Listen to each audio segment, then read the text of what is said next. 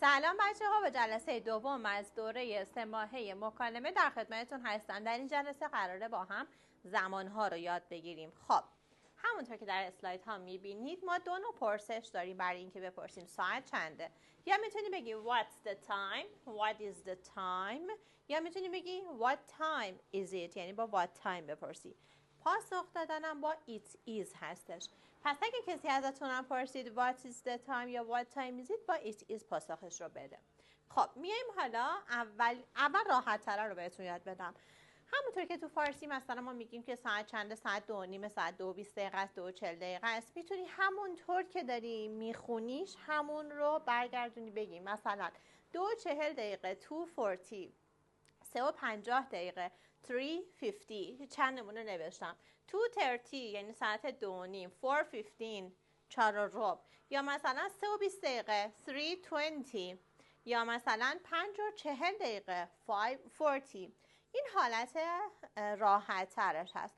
پس مثلا ساعت 12:35 what is the time یا what's the time، what time is it، it's 12:35 12:35. اوکی. یه حالت دیگه هم داره، مثل اینکه یه سری لغات رو باید بدونیم. مثلا لغتایی که براتون نوشتم هاف و کوارتر. هاف یعنی نیم، کوارتر یعنی ربع. پست یعنی گذشته از، تو یعنی مونده به.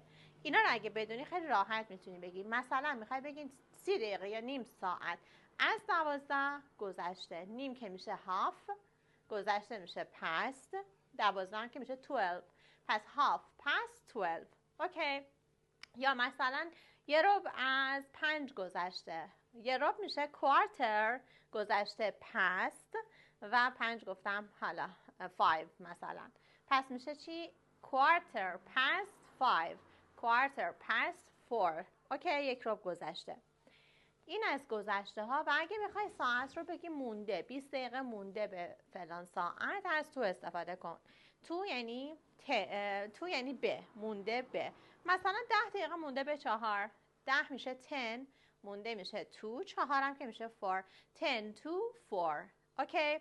20 دقیقه مونده به 5، 20 میشه 20، مونده 2، 5 هم 5، 22 5. به همین راحتی شما میتونی زمانها رو با دونستن همین 4 تا لغت در واقع بگی. حالا همراه باش، در ادامه یه سری چیزای دیگه بهت یاد بدم. در ادامه یه سری لغت رو با هم یاد بگیریم. sunrise میشه طلوع آفتاب. morning صبح، که در واقع میگیم in the morning. مثال میزنم. من صبح میرم سر کار. I go to work. I go to work. من میرم سر کار. In the morning. در صبح. یا لغت بعدی نون هستش که نون یعنی ظهر که معمولا با at گفته میشه. at noon. و afternoon بعد از ظهر. in the afternoon دوباره مثل همون in the morning استفاده میشه. sunset غروب آفتاب. in the evening بعد از ظهر. at night شب. midnight نیمه شب. midday نصف روز، نیمه روز. و لغت early زود، on time سر وقت، late هم دیر. حالا بیایم برای هر کدوم مثال بزنیم. sunrise که هیچی، طلوع آفتاب. in the morning هم که گفتم at noon. مثلا I go to school at noon. من میرم مدرسه سر ظهر at noon. یا in the afternoon به همین صورت استفاده میشه. sunset هم که غروب. و in the evening. in the evening در واقع بعد از ظهر هستش. خب مثلا من دوستان بعد از ظهر ملاقات میکنم. I visit my friends in the evening. I visit ملاقات میکنم my friends in the evening. خب و at night I go to bed. میرم تو رخت خواب. at 11 ساعت 11. یا اصلا میتونی بگی at night به جای 11 بگی at night. در واقع شب میرم تو رخت خوابم. و لغت midnight، midday هم که حالا مثال هاشو براتون می نویسم. early به چه صورت استفاده میشه؟ early یعنی زود. I wake up early. من زود بیدار میشم. مخالفش کلمه ای که متضادش هست late. I wake up late. من دیر بیدار میشم. پس early به معنی زود هست. زود حالا میتونه در مثالتون آخر بیاد و به معنی زود، و به جاش میتونی late بیاری به معنی دیر هستش. آن تایم هم یعنی سر وقت. مثلا دیدیم میگیم طرف خیلی آن تایمه، یعنی همیشه سر وقت میاد. و اینم حالا ننوشتم بدونید حالا برای اطلاعاتتون خوبه. این تایم اگه جایی شنیدین یعنی کسی که همیشه زودتر از وقتی که معین شده سر قرار میرسه میشه این تایم. خب این کل نکاتی بود که در مورد ساعت بود. حالا بریم در ادامه در مورد تاریخ‌ها، اینکه تاریخ‌ها رو چطور بگیم و چطور بخونیم و اینها با هم صحبت کنیم و کلی چیز یاد بگیریم. بچه‌ها میریم سراغ تاریخ‌ها. تاریخ تو انگلیسی یعنی دیت. اوکی. خب سوال اینه چه تاریخیه؟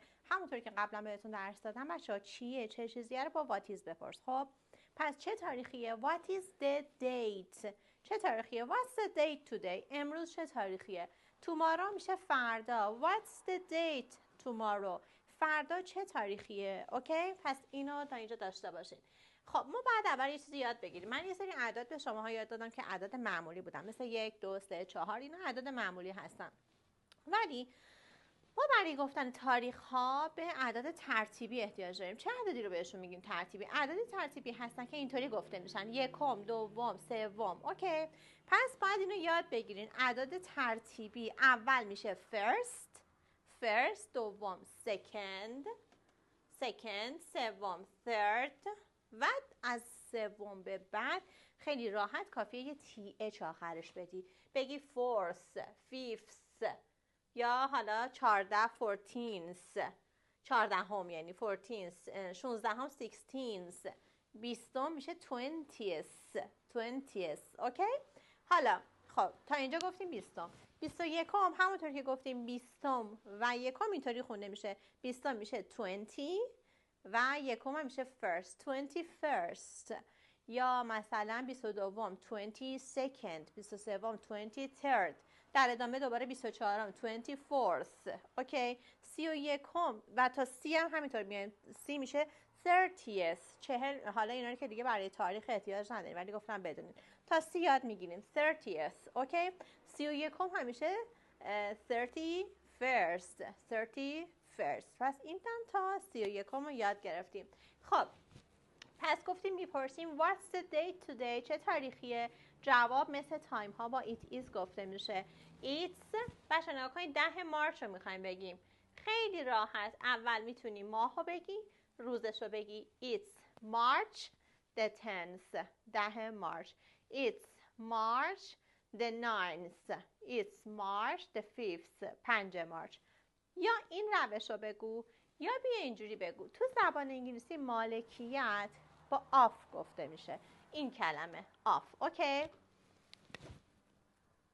خب همونطور که تو فارسی کسره مالکیت داریم، مثلا میگیم 13 مهر، اون اینجا آف محسوب میشه و میتونی خیلی راحت بگی the 10th، 10 مارچ، the 10th of March، the 10th of September، the 20th of، حالا اصلا فارسی بگیم مهر، شهریور. پس این شد روش دوممون. چند تا مثال میزنیم. 25 سپتامبر رو به دو روش میتونیم بگیم. یا میگیم it's 25th of September یا میتونی بگی it's September 21st. پس این دو روش رو حتما یادداشت کن. اونی که برات راحت تره همون رو ازش استفاده کن. بیایم سراغ روش گفتن سالها در زبان انگلیسی. سالها 1980 و اینها رو میتونی راحت دو تا جداشون کنی. 1980 1980. 19 رو بخون عادی. 19 میشه 90. 80 میشه 80. 90 80. 1995 1995. 1995. اینایی که ما بینشون صفر به این شکل دارن دیگه نمی دو تا نکن. مثلا بگو 2000. 1000 تو انگلیسی میشه 1000. اوکی؟ 2000 میشه 2000. 2006 و که میشه and دیگه 2006. 2005 2005. 2000 مثلا 9 2009 و 2020 دیگه فکر کنم همتون بلد باشین 2020 رو. به این شکل تمام تاریخ ها رو ما میتونیم در واقع بگیم و خیلی راحته. حالا کجا استفاده میشه؟ مثلا تاریخ تولدت رو میخوای بگی. متولد شدن رو بهتون گفتم تو جلسه اول، یعنی I was born. حالا اینجا ریز براتون مینویسم. میخوای بگی من فلان تاریخ متولد شدم، تاریخ تولدت رو بگی. میگی I was born مثلا 5 سپتامبر I was born the 5th of حالا September 5th of September یا میتونیم به اون شکل بگی September the 5th فرقی نمیکنه. حالا سالش هم اینجا در آخر میگی in the مثلا 1986 پس اینجاست که بیشتر مواقع به دردمون میخوره. پس تاریخ ها رو یاد گرفتین و اینکه یاد گرفتین چطور بگین چه تاریخی متولد شدین. خسته نباشین.